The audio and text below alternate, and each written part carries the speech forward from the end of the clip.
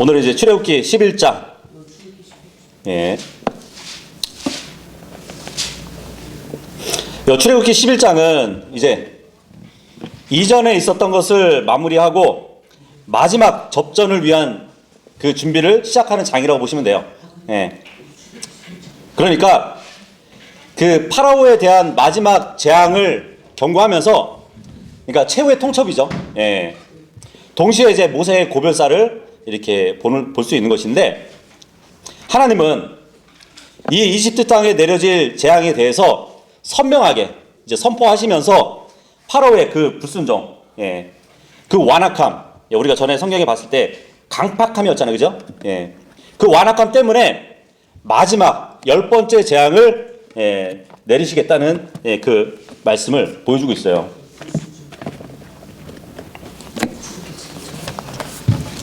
그래서 우리가 이제 10장까지 살펴봤는데, 그동안에 이제 9가지의 재앙을 당하면서까지도 완악한 그 파라오는 하나님의 말씀을 듣지 않습니다. 끝까지. 그래서 이제 하나님께서 드디어 마지막 재앙에 대한 경고를 내리시는 장이 출애굽기 11장인 것이에요. 뭐 전체적인 문맥을 보면 1절에서 3절까지는 하나님께서 모세에게 다시 한번 이스라엘의 구원에 대한 약속을 해주셔요. 그리고 이스라엘의 하나님으로서 자신의 백성을 반드시 약속하신 대로 출애굽시킬 것을 확신시켜 주시는 것을 기록하고 있고요. 그리고 4절에서 8절까지는 이집트 사람을 비롯해서 모든 생명이 있는 것, 그것들 중에 처음 난 것을 다 죽이시겠다는 그 재앙을 경고를 하시는 그 하나님의 공의를 정말 준엄하게 보여주고 있습니다. 그리고 9절에서 10절까지 보시면 이제 죽음의 재앙을 들었던 파라오는 끝내 마음을 돌이키지 않아요. 너무 완악해서 그 부패된 마음은 정말 전능자 하나님의 목소리를 듣지 못하고 정말 불행한 인간의 말로를 보게 되는, 정말 스스로 자초하고 있는 그 모습을 보여주고 있습니다. 그래서 우리가 한 절 한 절 살펴보면서 공부하도록 하겠습니다. 다 피셨죠? 1절 다 같이 읽어보도록 하겠습니다. 1절 시작.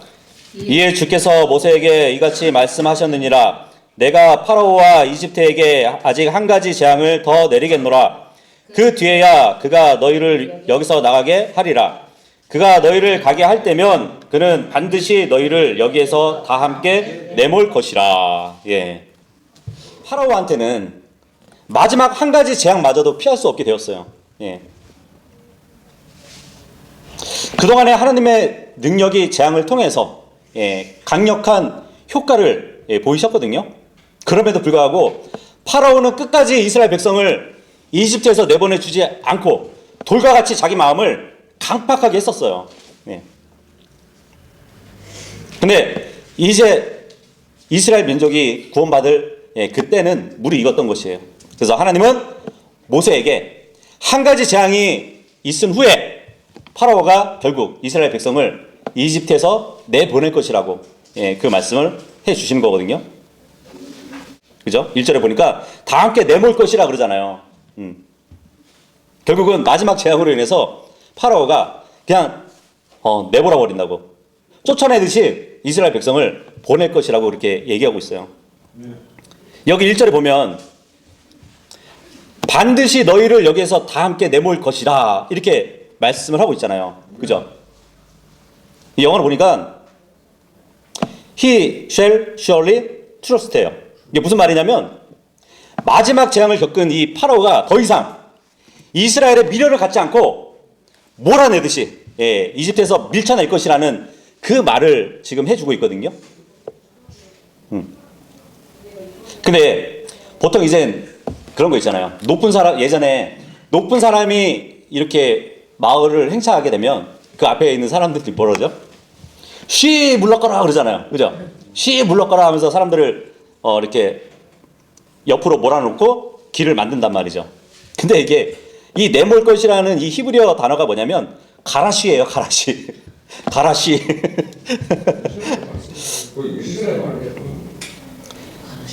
가라씨, 씨 불러가라. 근데 이 가라시라는 히브리어 단어가 이제 어디서 유래된 말이냐면, 그 바닷가 가면 바닷가에 물이 파도를 이렇게 치잖아요. 해변까지 올라오잖아요. 그럴 때 보면 뭐와 같이 올라오는지 아세요? 쓰레기도 같이 이렇게 올라와요. 그죠? 그래가지고 모래사장에 쓰레기들이 쌓이잖아요. 그런 말에서 유래가 된 거예요. 예. 가라씨. 근데 이 말이 또 어디에 쓰였냐면, 하나님이 아담과 이브를 에덴 동산에서 몰아내실 때, 예, 그때 쓰였던 단어이기도 하고요. 이스라엘 백성이 가나안 땅으로 들어갈 때 그 가나안에 있는 원주민들을 몰아냈어야 되거든요. 그리고 땅을 차지했어야 된단 말이에요. 그때 사용된 단어란 말이에요. 그리고 남편과 아내를 분리시키는 이혼 증서를 다룰 때 쓰였던 단어가 바로 이 가라시라는, 이 히브리어 단어거든요. 그래서 이제 변개된 영역본들 보면은 의역을 해놨어요. 이 부분에 대해서 다 함께 내몰 것이라. 이것을 어떻게 의역했냐면, 퇴짜 맞은 신부를 남자가 내쫓듯이 보낼 것이다. 이렇게 의역을 해놨어요. 어쨌든 파라오는 더 이상 이스라엘에게 미련을 갖지 않고 그냥 다 내보낸다는 그 의미로 지금 1절에 말씀을 하고 있는 것이에요. 2절 읽어보겠습니다. 2절 시작. 이제 백성의 귀에 이야기하여 모든 남자마다 그의 이웃에게, 모든 여자마다 그녀의 이웃에게 은 장신구들과 금 장신구들을 빌리게 하라. 예. 이스라엘 백성이 이제 이집트에서 떠나게 될 때는 빈손으로 가지 않는다고 말씀을 해주고 계세요. 예. 근데 이 말씀은 하나님께서 이미 3장 21절하고 22절에 약속해 주셨던 것이에요. 너희가 이집트 땅을 나올 때 빈손으로 나오지 않을 것이라고. 예. 하나님은 모세에게 이제 백성에게 이야기해가지고 이집트인들로부터 금이나 그 장신구들을 빌려서 나오라고, 그렇게 말씀을 해주고 계세요. 물론 주님이 약속하셨던 3장 22절을 보면은 조금 지금 요 11장 2절하고 조금 달라요. 달라진 게 있다면 뭐냐면, 3장 22절에서는 주님은 여자들만 빌리라고 이렇게 말씀을 하셨거든요. 근데 지금 여기 보니까 모든 남자마다 그 이웃에게, 모든 여자마다 그녀의 이웃에게 이렇게 얘기하고 있어요. 이제 모든 백성들이 다 빌리라고 그렇게 말씀을 해주고 있단 말이죠. 그래서 이스라엘 백성들이 이집트 땅을 나올 때 값비싼 그 보석들을 함께 가지고 나오게 됩니다. 근데 왜 주님이 은과 금을 이집트 사람들한테 빌려가지고 나오라고 했을까요?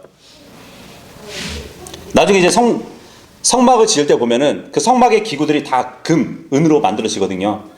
그 성막을 지을 때 재료로 사용하기 위해서 백성들한테 은과 금 장신구들을 빌려서 나오라고 말씀을 하신 거란 말이에요. 그런데 정말 이런 상황은 정말 이스라엘 백성이 나약한 패배자들로서 도피하는 모습은 아니에요. 그죠? 이집트를 몰래 빠져나오는 그런 상황이 아니란 말이에요. 어떻게 보면은 전쟁에서 그 승자들이 나중에 패배자들의 전리품을 가지고 나오잖아요. 전쟁터에서. 지금 그와 같은 거거든요. 이스라엘 백성들은 이집트 땅에서 전리품을 가지고 나오는 그런 모습을 지금 보여주고 있단 말이에요. 잠언의 말씀에 그런 말씀이 있잖아요.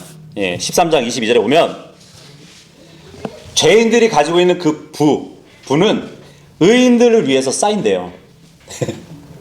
그와 같은 상황 아닌가요? 이집트인들이 가지고 있는 은과 금을 이스라엘 백성에게 주는 것을 보면 죄인들의 부는 의인들을 위해 쌓인다는 그 말씀이 적용될 수 있을 것 같아요. 그런데 결국은 왜 하나님이 당당하게 그걸 가지고 나오라고 했을까요? 학개서 2장 8절에 보면 주님이 그런 말씀을 하세요. 은도 내 것이고 금도 내 것이라 만군의 주가 말하노라 그러시거든요.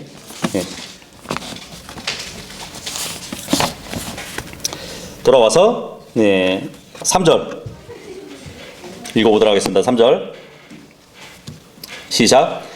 그리하여 주께서 이집트인들의 목전에서 백성에게 호의를 베푸셨더라. 이뿐만 아니라 이집트 지역 가운데서 그 사람 모세가 파라오의 종들의 목전과 백성의 목전에서 아주 위대하게 되었더라. 예.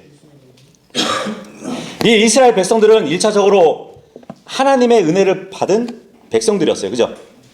근데 지금 3절을 보니까 이집트인들에게도 은혜를 입을 수 있도록 주님이 만들어 주셨다고 하고 있습니다. 특히 모세 같은 경우는 이집트인들에게 위대하게 해주셨다고 말씀해 주고 있어요. 어떻게 보면 모세는 이집트에서 신과 같은 존재로 이집트인들의 눈에 크게 보여졌다고 우리가 또 볼 수 있습니다. 그동안에 이제 여러 재앙을 통해서 하나님의 능력을 통해 가지고 이집트인들이 하나님의 존재를 조금씩 알게 되었고, 그리고 하나님의 백성을 하나님이 그 백성을 얼마나 귀하게 여기셨는지 그것도 깨닫게 되었을 것이에요. 왜냐하면 이집트 그 안에 벌어진 재앙들은 이집트인들은 다 받았지만 이스라엘 백성이 거하는 곳에는 재앙이 임하지 않았단 말이에요.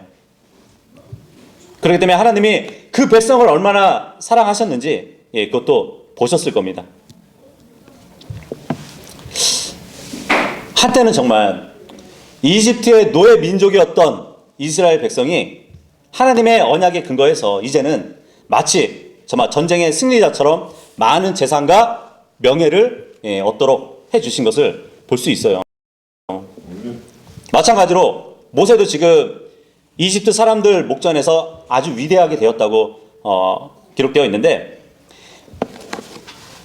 한때는 이집트에서 살인을 저지르고 나서 미디안 광야로 갔었잖아요.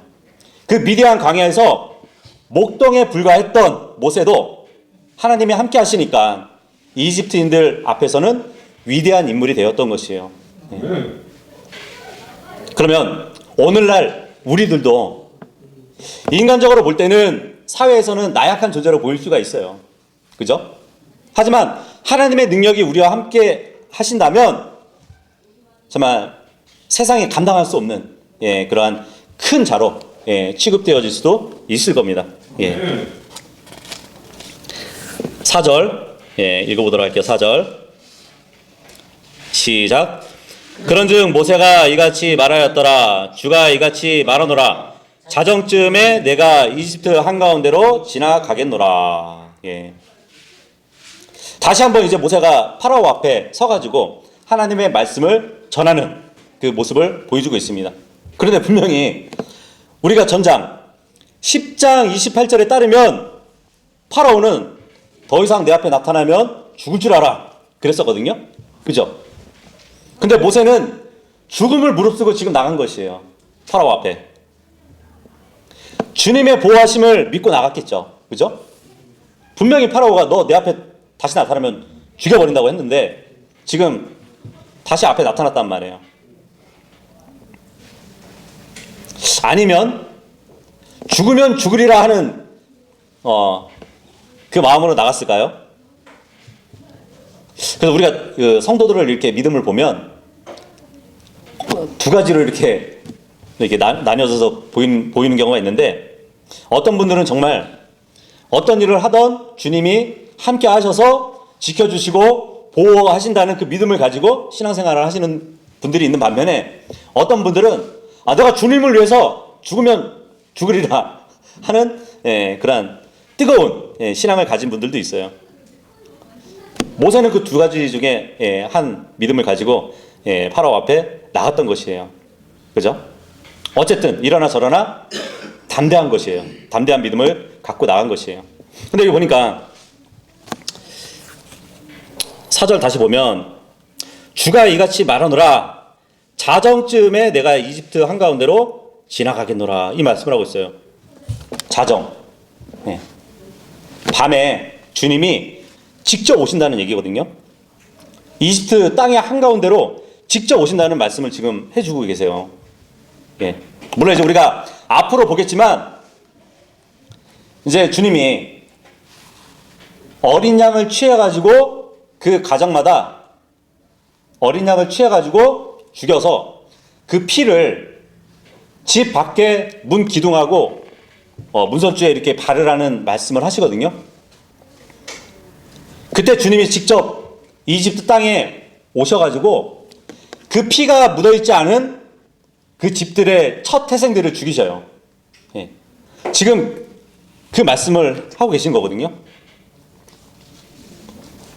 문 기둥 거기에 피가 보일 때는 주님은 그냥 넘어가시고 피가 보이지 않는 집안에 있는 첫 태생들은 장자들은 다 죽인단 말이죠. 예. 그것을 지금 말씀하시는 것이에요. 근데 그게 언제쯤이냐면 자정쯤에 오신다고 말씀을 하고 있습니다.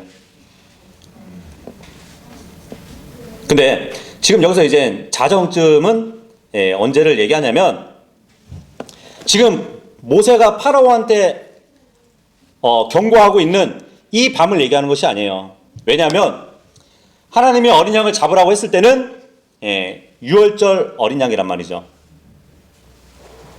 그리고 그 유월절 어린 양은 적어도 마지막 재앙이 일어나기 나흘 전에 준비되어야 했습니다. 12장 3절에서 6절까지 보시면 나와 있거든요. 그래서 이 자정쯤이라는 것은 우리가 쓰는 태양력으로 볼 때는 3, 4월경을 얘기해 주는 것이에요.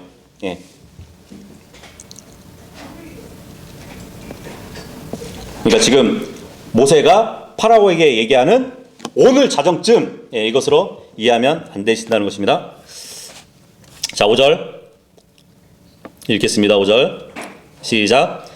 그리하면 이집트 지역에서 첫 태생들이 모두 죽으리니 자기 보좌 위에 앉아있는 파라오의 첫 태생부터 맷돌 뒤에 있는 여종의 첫 태생에 이르기까지라. 그리고 짐승들이 첫 태생들도 모두 죽으리라. 지금 모세는 하나님의 마지막 재앙을 파라오에게 전하고 있어요. 그 재앙은 이집트 가운데 처음 난 것, 그것을 모두 죽이시려라는 그 재앙이었습니다. 근데 뭐 요즘도 그렇겠지만 예전에 근동 지방에서는 일반적인 그 풍습과 같이 이집트 그 나라도 전통적인 가부장 사회였어요. 그래서 장자하면은 정말 큰 특권을 가진 아들이었단 말이에요. 가문의 모든 재산을 줄 수 있는 우선권을 가진 게 장자였어요. 특히 이제 뭐 첫 태생, 그러니까 장자는 모든 집안의 영광을 가질 수 있는 그 위치에 있었단 말이에요. 그래서 지금 주님이 첫 태생들, 장자를 죽이신다는 그것은 그냥 죽음이라는 그 의미를 넘어선 이집트 사회, 그 구조와 사상의 모든 체계를 무너뜨리는 재앙이었던 것이에요. 그리고 이집트 왕들은 항상 장자들에게 그 왕권 이임을 세습을 했단 말이에요. 그렇다면은 장자를 죽인다는 그 말은 이집트의 왕조를 끊어버리신다는 그 의미도 담겨 있단 말이에요. 이때까지만 해도 정말 장자의 죽음이라는 것은 세계를 지배했던 이집트의 모든 것을 파괴해 버리신다는 주님의 심판의 엄포가 있었던 것입니다.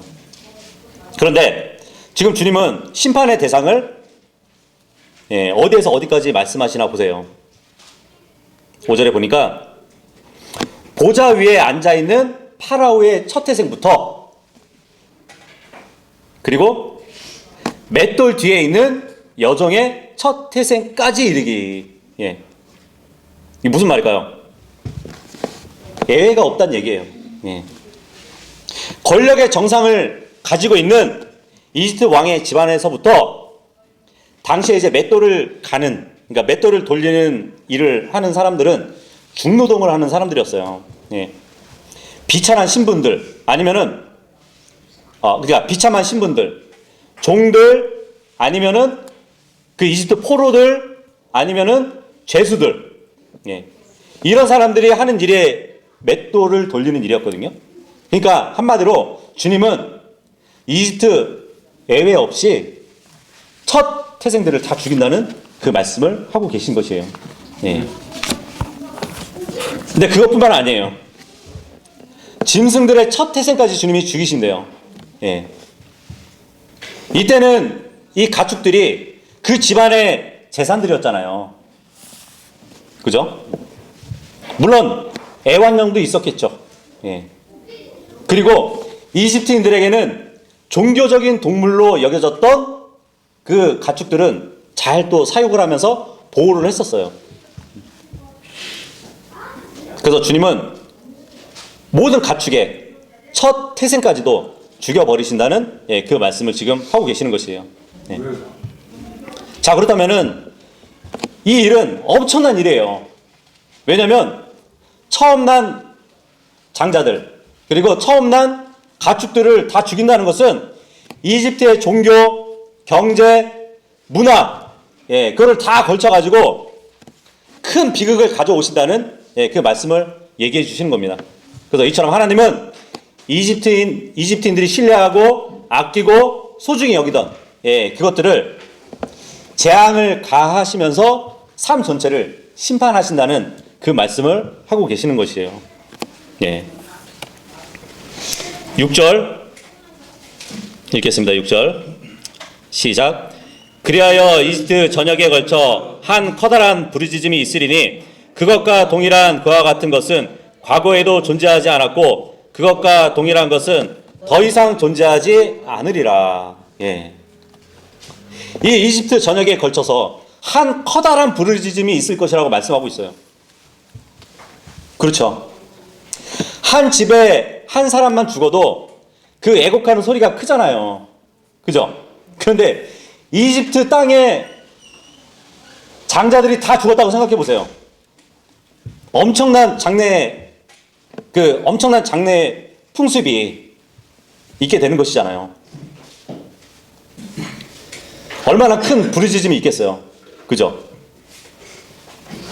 그런데 물론 이것도 요즘도 있는 그런 모습이기도 하지만 이집트의 장례 문화를 보면은 막 몸부림을 치면서 두 손으로 막 가슴을 막 두드리면서 슬픈 소리를 크게 내는 그런 풍습이 있었어요.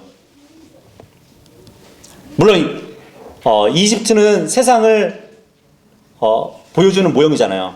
세상의 모형이기 때문에 어느 나라를 가던 그런 모습을 뭐 어렵지 않게 볼 수는 있어요. 그죠? 근데 출애굽기 2장 23절에 보면은 하나님은 이집트 땅에서 뭘 보셨냐면 이스라엘 백성들의 울부짖음을 보셨어요. 근데 이 마지막에 와서는 이집트인들을 울부짖게 만드시는 그 모습을 또 보여주고 있는 것입니다. 어느 정도냐면 이전에도 없었고 이후에도 없을 그러한 커다란 부르짖음이 있을 것이라고 말씀을 해주고 계시는 것이에요. 7절 읽겠습니다. 7절 시작. 그러나 이스라엘 자녀들 중 누구에게도 사람이나 짐승을 대적하여 개 한 마리조차 자기 혀를 놀리지 아니하리니 주가 이집트인들과 이스라엘 사이에 차이를 두는 것을 너희로 알게 하려 함이니라. 다시 말하면 이스라엘 자손에게는 사람이나 짐승에게 아무런 해가 없을 것이라고 말씀해 주고 있는 것이에요. 왜냐하면 이스라엘 백성을 이집트인들과 구별해 놓으셨기 때문이에요. 차이를 두셨대요. 주님은 늘 선과 악을 구분하시는 분이세요. 빛과 어둠을 구분하시는 분이세요. 하나님과 벨리알을 구분하시는 분이십니다. 그래서 말라기 3장 18절에 보면 의로운 자와 사악한 자 사이에서 분별하시는 하나님을 말씀해 주고 있어요. 그와 같이 이집트와 이스라엘을 구별하시는 것을 볼 수 있습니다. 여기 보니까 어느 정도로 이렇게 보호해 주시냐면 개 한 마리조차 혀를 놀리지 않게 해주신대요. 생각을 해보세요. 우리 주위에서 가장 민감해가지고 어떤 일이 생기면 제일 먼저 청각하고 후각이 발달돼 가지고 반응을 보이는 게 뭐죠? 개예요, 개. 예. 이집트인들의 큰 곡성이 울리는 그런 가운데서도 개 한 마리 짖지 않는데요. 그래서 이 사실을 통해서 정말 파라오는 정말 하나님께서 이스라엘을 구별하셔서 보호하신다는 것을 똑똑히 알게 해 주실 것입니다. 그 이스라엘의 구원은 정말 이스라엘 백성에 의해서 된 것이 아니에요. 하나님이 이스라엘 백성을 선택해 주셨고 은혜 가운데서 구원을 받은 것입니다. 이것처럼 받은 자는 정말 세상과 아무리 밀접하게 엮여 있을지라도 궁극적으로 보호해 주실 분이라는 것을 또 상기시켜 주는 것이에요. 평안 가운데서 보호해 주시는 분이십니다. 8절 읽겠습니다. 시작. 그런즉 당신의 이 모든 종들이 저에게 내려와서 저에게 자신들의 몸을 아래로 숙여 절하며 말하기를 당신과 당신을 따르는 모든 백성은 나가소서 하리니 그런 다음에야 제가 나가리이다. 그리고 그가 엄청난 분노 가운데 파라오에게서 나갔더라. 이 마지막 재앙, 장자를 죽이시는 하나님의 그 재앙은 파라오의 불순종과 또 파라오의 그 완악함 때문에 결코 피할 수 없게 이루어질 일이었습니다. 그런데 그 재앙으로 인해 가지고 결국 파라오의 모든 종들이 모세에게 절하면서 이스라엘 백성하고 같이 나가라고 그렇게 될 것이래요. 그렇죠. 파라오의 종들은 이미 이 전세가 이스라엘로 기울였다는 것을 미리 알고 있었어요. 왜냐하면 10장 7절에 보면은 하나님의 메뚜기 재앙을 이집트 땅에 보내셨을 때 파라오의 종들이 뭐라고 했는지 보세요. 아니, 왕은 지금 이집트가 멸망당할 줄을 모르시냐고 그렇게까지 얘기를 했단 말이에요. 그런데 지금의 마지막 재앙 후에는 자신들이 정말 자리에서 박차고 일어나서 모세에게 완전히 굴복하고 예의를 갖추는 그 일이 있을 것이라고 말씀을 하고 있는 것이에요. 그래서 모세의 권위는 정말 하늘을 찌를 듯한 그러한 위풍 가운데서 백성들을 보내고 그 다음에 자신이 나갈 것이라는 것을 얘기해 주고 있습니다. 근데 지금 8절 마지막 보면은 모세가 엄청난 분노 가운데 파라오에게서 나갔더라 이렇게 말씀을 하고 있어요. 이 분노한 이유는 잘 모르겠어요. 왜 분노를 했는지. 어찌 보면 파라오가 그동안에 완악한 가운데서 이스라엘 백성을 보내지 않았던 것처럼 지금도 끝까지 완악한 가운데 있는 것을 보고 왜 정말 이 큰 해를 당하면서까지 돌아서지 않는가에 대한 그러한 분노함이 있었던 것 같아요. 그동안에 모세는 파라오하고 협상했을 때 파라오에게 모진 말도 들었었어요. 그죠? 수많은 약속을 이행하지 않았던 것, 그리고 폭언을 했던 것, 이런 것을 모세가 참아봤었단 말이에요. 그러다가 마침내 하나님의 대리자로서의 의분을 지금 터뜨리고 있다는 것을 보여주는 것 같습니다. 이제 정말 파라오에게 남은 것은 마지막 죽음의 심판뿐이라는 것을 보여주고 있는 것을 볼 수 있습니다. 9절 읽겠습니다. 9절 시작. 그러자 주께서 모세에게 말씀하시기를 파라오가 너희에게 경청하지 아니하리니 이집트 지역 가운데서 나의 이적들이 늘어나게 하려는 것이라 하셨느니라. 10절도 마저 읽어보겠습니다. 시작. 그리하여 모세와 아론이 이러한 모든 이적들을 파라오 앞에서 행하였더라. 그리고 주께서 파라오의 마음을 완악하게 하셨기에 그가 이스라엘 자녀들을 자기 지역에서 내보내려 하지 아니하였더라. 지금 10절 보니까 모세와 아론이 이제 파라오에게 행했던 모든 이적들의 결과를 결론적으로 말해주고 있는 것 같아요. 예. 파라오가 이 모든 말들을 듣지 않았대요. 예. 끝까지 완악했던 것이에요. 하나님이 파라오의 마음을 완악하게 하셔서 이스라엘 백성을 보내지 않았다는 것이에요. 그 이후로 이제 마지막 재앙이 이루어질 것이고, 그 후에 이제 파라오가 결국 백성을 가게 할 것이라는 그 말씀을 보여주고 있습니다. 그동안에 이제 9가지 재앙이 있었고, 또 이제 한 가지 재앙이 남았는데, 이 10가지 재앙에 대한 출애굽기의 이야기는 어떻게 보면 본질적으로 하나님과 파라오의 경쟁 이야기예요. 그죠? 예. 파라오는 악하고 좀 수동적인 그 존재로 계속해서 하나님을 대적했습니다. 그 파라오의 거부는 오히려 자신을 패배자로 만들 뿐이었어요. 반면에 하나님은 정의롭고 능동적인 행동으로서 항상 승리하신 분으로 우리는 보았습니다.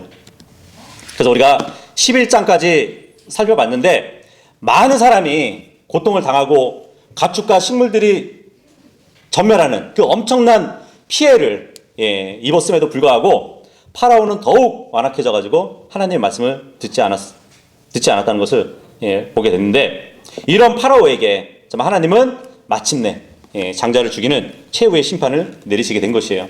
이것은 인간이 아무리 하나님의 뜻을 밀어내고 하나님의 뜻에 반항하고 또 하나님의 뜻을 거스려도 하나님은 자신의 뜻을 결국 다 이루신다는 그 배움을 알려주고 계세요. 하나님의 뜻이 이루어지면 멸망을 초래할 뿐이에요. 그래서 하나님의 뜻은 인간의 반항이나 거역함이나 그런 것에 좌우되지 않는 것을 우리는 알아야 됩니다. 그래서 이 파라오의 완악함에 대해서 욥기서에 보면은 그런 말씀이 있거든요. 욥기서 9장 4절에 보시면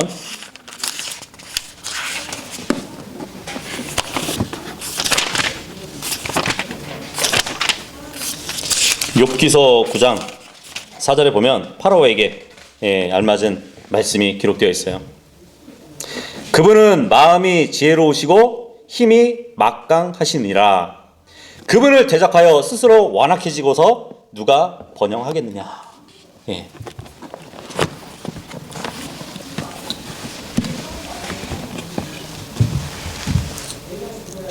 이 세상도 하나님의 뜻에 반대와 관계없이 그 전능하신 하나님의 뜻은 역사의 대세가 되셔가지고 자신의 시간표에 따라서 적절한 시기가 될 쯤에 필연적으로 성취시키는 역사의 주관자이셔요.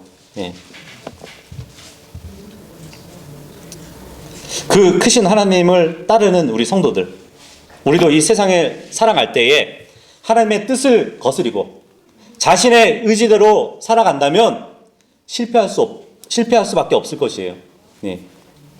하나님의 뜻을 대적하고 누가 번영하겠느냐, 그 말씀을 하고 계시잖아요. 우리가 하나님의 뜻을 잘 따르고 그분의 말씀에 순종하면서 산다면, 물론 이 번영은 물질적인 번영을 얘기하지 않아요. 우리의 영적인 번영을 이룰 수 있을 것입니다. 그러니까 우리가 하나님의 자녀된 가운데서 정말 겸손히 하나님의 뜻을 먼저 구하고 또 그분의 뜻대로 살아가는 모두가 될 수 있기를 바라겠습니다.